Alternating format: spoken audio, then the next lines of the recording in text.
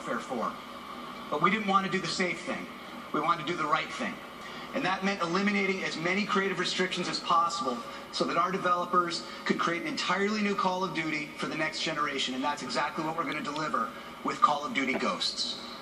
An entirely new world, an entirely new narrative, an entirely new cast of characters, all built on our new next-gen Call of Duty engine. Call of Duty set the gold standard for first-person action in the current gen, and make no mistake, we're going to do it again with Call of Duty Ghosts for the next gen. We've had a camera crew inside our iconic studio, Infinity Ward, capturing the creative process as the vision for this game is unfolded. And we wanted you to be the first to go behind the scenes and take a look at what they've been up to.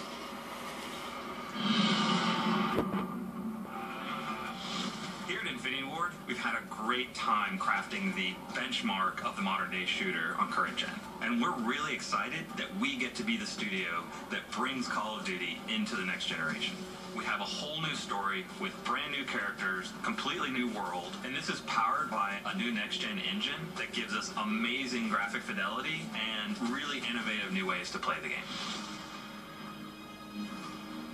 So what we wanted to do is create a cast of characters that you really felt more emotionally attached to. We had the opportunity to work with Stephen Gaghan. This is the guy that won an Oscar for writing Traffic. He wrote and directed Syriana.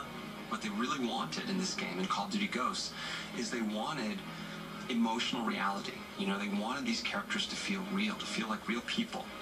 So the story opens up with a mass event. America is crippled. Our military forces are devastated. Our government's in disarray. And as the player, you are actually the underdog, fighting back against these superior forces. So the team you're a part of is formed from the remnants of all the U.S. Special Forces. Ghosts are a super elite fighting force, like the Spartans, all the way through SEAL Team 6. They've adopted every technique that's useful for modern, urban, guerrilla-style fighting. One of the fascinating new additions to your squad is a dog. We've had dogs in Call of Duty before, but never like this. This is someone you care about. This is a squad member. He does everything from sniffing out explosives to protecting the team. So with this next Call of Duty, being in a new world, on a whole new storyline, one of the things that we wanted to do to support that was create a new engine. Our goal of this game is to make brand new next-gen characters and weapons that's never been seen before in a Call of Duty game. We have a new tech in the game, Sub-D. The idea is the closer you get to it, the more it tries to maintain any curvature that you see. This is very helpful on weapons, helmets for characters. That makes a huge difference for visual fidelity, what the player sees from a distance as well as close-up. With a new next-gen console, this is an opportune time for us to reinvent the experience that we deliver.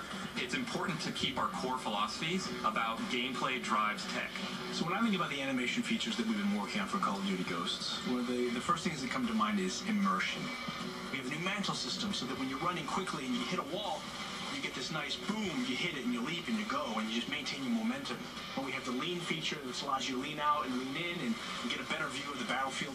So another feature that we're working on with animation is the slide. It allows you to get somewhere quickly, get out of the line of fire, and at the same time do it in a really cool looking way. We've added fluid dynamics, interactive smoke, and also added an AI system to it. So we have fish move out of the way when you get close to them.